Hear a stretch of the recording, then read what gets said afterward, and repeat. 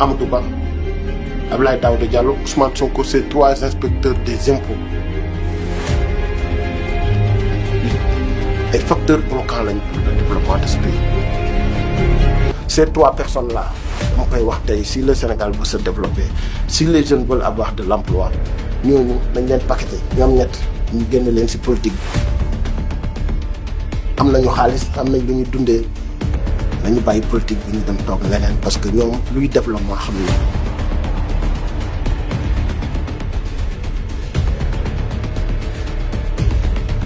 C'est difficile nag de le dire parce que c'est des choses yoo xam ne des fois on les garde. Moi j'ai fait beaucoup de sacrifices pour mon pays, énormément de sacrifices pour le Sénégal.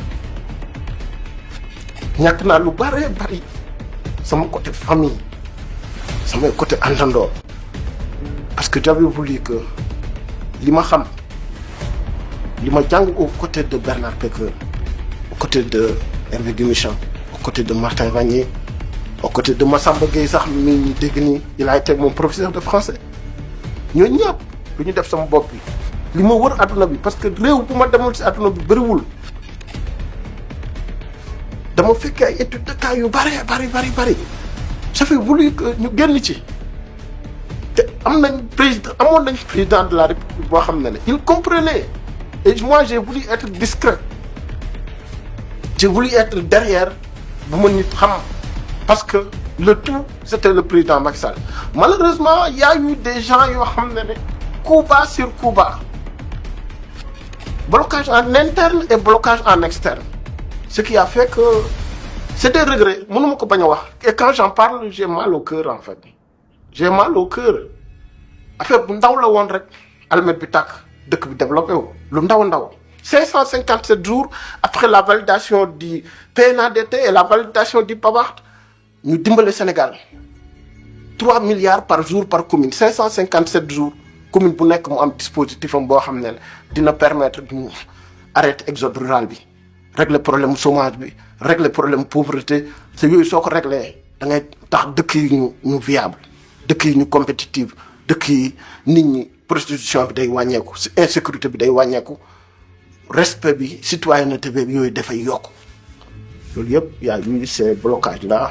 dinaa ko wax tey bi ñu nommé Amadou Ba le ministre de l'économie et des finances ci la yëpp tourné wu moo tax en fait voilà je lui en veux parce que après il y a eu un blocage en interne, il y a eu beaucoup de difficultés. J'étais même le banni de l'APR.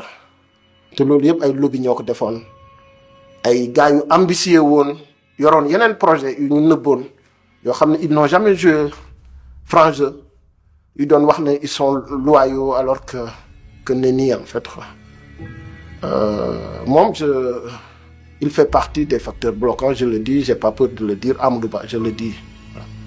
Le deuxième facteur bloquant, je le dis aussi, c'est toujours en interne, c'était Abdoulaye Daouda. J'ai eu des ponctions, j'ai eu des choses inexplicables. Mes projets ont été retardés.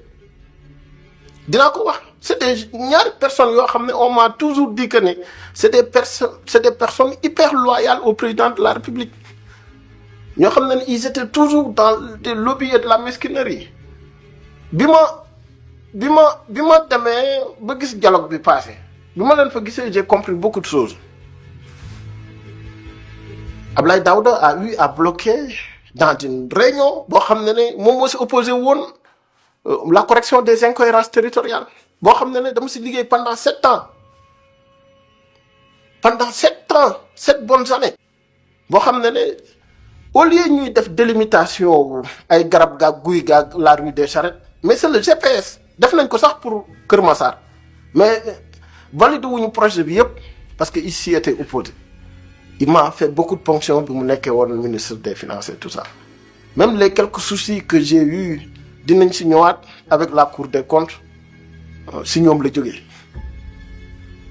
tey dama koy wax parce que bu ma demee ba ma waxoon c'est président Macky Sall benn jour il m'a dit non, non, bul wax dara, non, non, et tout. Mais aujourd'hui, je ne peux pas ne pas le dire. Parce que man, si vision au président Macky Sall, dama andi woon modèle boo xam ne Sénégal dafa doon jaar développé wu ba faw 4 millions d'emplois teguma ko ci ay affaire fala dama ko teg sur de l'ingénierie. Pourquoi ñu jox Orange Money licence? Pourquoi ñu jox Wave licence? Ñun déjà suñu xaalis dañ koy defaree à l'extérieur. Pourquoi pour les transferts d'argent mënuñu woon ko contrôler? Su ko BND contrôler woon lu ñu neex dinañu dem ba créer sax une économie de la sanction. Mënoon nañ dem supposons tey BND su ko defoon day am numéro de téléphone waa Sénégal yépp. Comme par exemple chauffeur buy dawal griller feu ñu defar ay radar au niveau urbain ay appareil photo auto yuy brûlé yeeg affaire yooyu ñooñu ñëpp ku si jalgati fekk ñu jël sa carte grise jël sa plaque auto ak sa numéro de téléphone soo defee infraction mën nañu jël de temps en temps récupérer xaalis yooyu nit ñi bàyyi jalgati ay yoon ak tout ça. Tout ça je l'avais prévu. Malheureusement Orange Money ñu jox ko licence, Wave ñu jox ko licence. Mu nekk un peu loo xam ne du loolu le président Macky Sall bëggoon te man sama liggéey yëpp dama ne woon émigration clandestine bi man dinaa ko régler problème emploi yi dinaa ko régler parce que loolu c'est question de science du territoire, c'est de l'économie des territoires. Yàlla daf ma may j'ai fait l'université Joseph Fourier de Grenoble. Yàlla mayaat ma def l'université Pierre Mendès France de Grenoble. Le président Wade Pierre Mendès France la jàngee. Quand on allie les sciences du territoire et l'économie des territoires, on comprend ces phénomènes-là. Ni ñu koy defaree dañ koy comprendre. Amadou Ba, Abdoulaye Daouda Diallo, ils étaient en interne. Samay mag lañu, mënoon nañ nekk ay grands frères. Mënoon nañu bañ a xool seen bopp, bañ a xool seen ambition politique yi, bañ a xool li ñu def ci suuf, mais ñu xool l'intérêt supérieur de la nation. Et la troisième personne, c'est Ousmane Sonko. Parce que bi Amadou Ba jàllee Abdoulaye Daouda ñëw j'avais toujours dit que dinañu rattraper wu parce que c'est l'État est plus fort que Orange Money, plus fort que Wave, plus fort que Western Union et tout ça. L'État va s'organiser pour que flux financier wu 30 000 milliards l'État puisse avoir puisse récupérer 1000 milliards pour faire l'industrie de toutes les communes du pays, pour aider à mieux valoriser nos ressources, pour aider à moderniser le système productif, aider à ce qu'on ait des zones industrielles, des zones commerciales.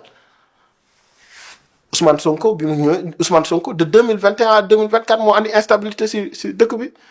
Bi ñu jëlaatee woon beneen jour pour valider la correction des incohérences mu am ay manifestations dëkk ba de 2021 à 2024 presque yépp ci instabilité politique la nekkoon boo xam ne soo leen dégloo nga xam ne voilà l'objectif c'était pas pour le développement du Sénégal, l'objectif c'était autre chose. Peut-être suñ si ñëwaatee dinaa la ko gën a kiyal. Ces trois personnes là dama koy wax tey, si le Sénégal veut se développer, si les jeunes veulent avoir de l'emploi, ñooñu nañ leen paqueté ñoom ñett ñu génn leen ci politique bi. maa ngi ñaan ngir yàlla ak yonent bi Diomaye nañu xool l'intérêt du Sénégal, nañu xool intérêt wu Afrique.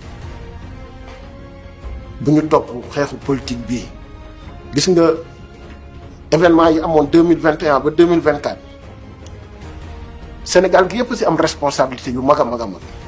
Président Macky Sall su toogoon croiser les bras nii kon état Sénégal dootul amati. Xam nga lan moo doon am liy xew ci yeneen réew yi nekk en guerre civile et tout ça konoon armée bi jëloon na réew mi nërmeelu woon na.